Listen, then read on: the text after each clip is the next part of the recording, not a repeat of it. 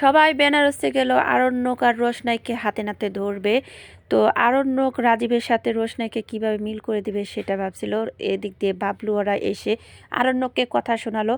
আরণ্যক বলল, সুরঙ্গমা আন্টি আপনার রাজেশের সাথে কি কথা বলেছেন, যোগাযোগ রেখেছেন, সমস্ত কিছু পুলিশ রেকর্ড করেছে। তো রোশনাই যদি চায় তাহলে আপনাকে লক আপে ভরে দিতে পারে, কিন্তু রোশনাই সেটা করলো না। এদিক দিয়ে সুরঙ্গমার উপরে সমস্ত অপবাদ দেওয়ার জন্য গরিমা রেগে গেল, রোশনাইয়ের সাথে আর আরণ্যকের সাথে খারাপ ব্যবহার করলো। তখনই রোশনাই একটা সিদ্ধান্ত নিল, বলল, গরিমাদি কালকে তোমাদের বিয়ে হচ্ছে তো। তখন আরণ্যক রোশনাইয়ের উপর আরও রাগারাগি করলো। রোশনাইকে শুনিয়ে বলল, হ্যাঁ আমার বিয়ে করব কালকে, আরণ্যক বলল।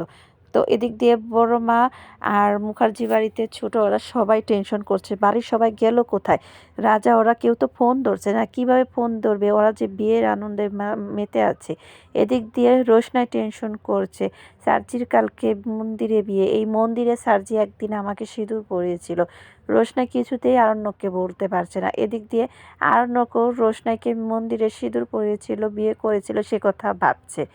তো দুজন দুদিকে ভাবছে। এদিক দিয়ে গরিমা যখন রেডি হয়েছে তখন সুরঙ্গমা গরিমাকে কুপরামর্শ দিচ্ছে, আর এদিক দিয়ে জাহ্নবী আর তনুশ্রীও চলে গেল। তো রোশনাইকে কিভাবে শায়েস্তা করা যায় সেটাই ভাবছে। জাহ্নবী বলল, জানো যেদিন বিয়ে সেদিনই তোমার ফুলসজ্জা। তো কনে সাজে গরিমা যখন আরণ্যকের সামনে আসে, রোশনাইকে দেখিয়ে আরণ্যক বলল, হ্যাঁ গরিমা তোমাকে আজকে সুন্দর লাগছে।